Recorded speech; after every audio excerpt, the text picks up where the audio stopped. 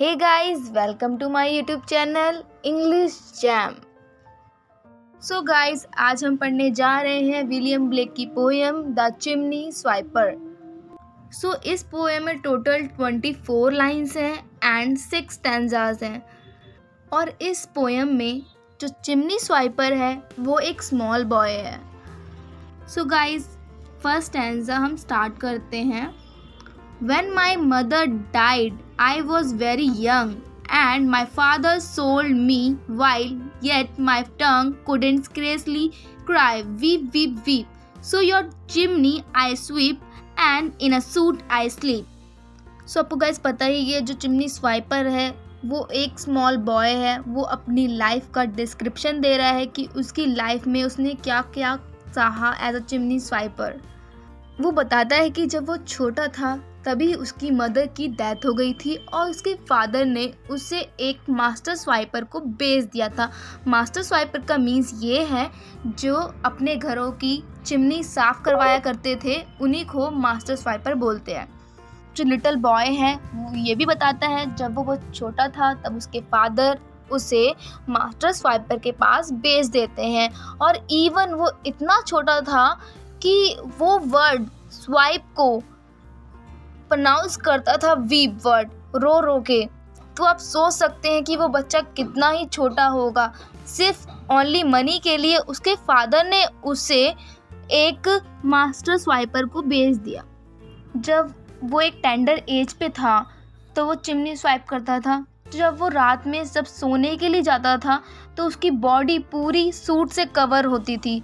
Suit का means ये होता है कालिक, जो आपने देखी हो कि जो कालिक ब्लैक ब्लैक होती है ना, तो वही उसकी बॉडी पे पूरी कवर होती थी और वो उसी कंडीशन में रात में सो जाता था। तो कितनी पैथेटिक कंडीशन है, आप देख सकते हैं। सो गाइस, सेकंड स्टैंजा में मूव करते हैं। There is a little Tom Dacre who cried when his head that curled like a lamb back was shaved. So I said, hush Tom, never mind it, for when you had bear, you know that the suit cannot spoil your white hair. So guys, इस stanza में जो little narrator है वो अपनी तरह ही एक chimney स्वाइपर की एक स्टोरी सुनाता है। एक्चुअली जो टॉम डैक्रे है वो रो रहा है क्योंकि जो उसके हेयर हैं वो शेव कर दिए गए हैं। जैसे कि जो लैम होता है उसके हेयर को शेव किया जाता है, वैसे ही टॉम डैक्रे के हेयर्स को शेव कर दिया गया है। जो लिटिल नरेटर है वो टॉम से कहता है कि तुम्हें इस बात पे दुखी नहीं होना चाहिए क्योंकि तुम्हारे हेयर इसलिए रिमूव किए गए हैं जब तुम चिमनी में एंटर करो तो तुम्हारे बाल कालिक से ख़राब ना हो, तुम्हारे वाइट हेयर्स कालिक से ख़राब ना हो, इसलिए तुम्हारे हेयर को शेव किया जा रहा है। अब हम मूव करते हैं थर्ड स्टैंजा में। And so he was quiet and that very night as Tom was asleeping he had such a sight that thousand of sweepers Dick, Joe, Ned and Jack were all of them locked up in a coffin of black. Tom एक सपना देखता है तो उस सपने में क्या होता है, उसकी तरह ही और अदर चिमनी स्वाइपर जैसे कि Dick, Joe, Ned and Jack, उन सबको एक कॉफिन के अंदर, ताबूत के अंदर बंद कर दिया गया है। आप ये याद रखना कि जो टॉम है वो अपना भी सपना ही देख रहा है, तो सपने में उसे कॉफिन में बंद कर दिया गया है और उसके दोस्तों को भी। तो क्या होता है, एक एंजल आती है, उसके पास एक ब्राइट की होती है और वो उस कॉफिन को खोल देती है, उस ताबूत को खोल देती है और उन सबको फ्री कर देती है। और वो सब एक ग्रीन प्लेन में, मतलब एक ग्रीन ग्राउंड में भागने लगते हैं और वो अपने आप को रिवर में क्लीन करते हैं। देन वो सन की सनलाइट से अपने आप को ड्राई करते हैं। आपको ये पता ही है कि आपको प्रीवियस स्टैंजा में मैंने बताया था, तब वो सोता था, जो टॉम है और अदर चिमनी स्वाइपर है, तब वो सोते थे तो उनकी बॉडी फुल्ली सूट से कवर होती थी। तो इसलिए इस लाइन में जो इंडिकेशन, उसी बात का इंडिकेशन दे रखा है, इसलिए वो रिवर में बात कर रहे हैं।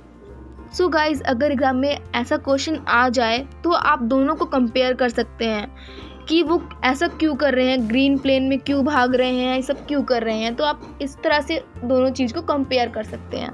सो गाइज, 5th स्टैंजा में मूव करते हैं। Then naked and white, all their bags left behind, they rise upon clouds and sports in the wind. And the angel told Tom if he would be a good boy, he would have God for his father and never want joy. So guys, इस stanza में जो little boy narrate कर रहा है कि अभी भी जो टॉम है अपने सपने में ही है।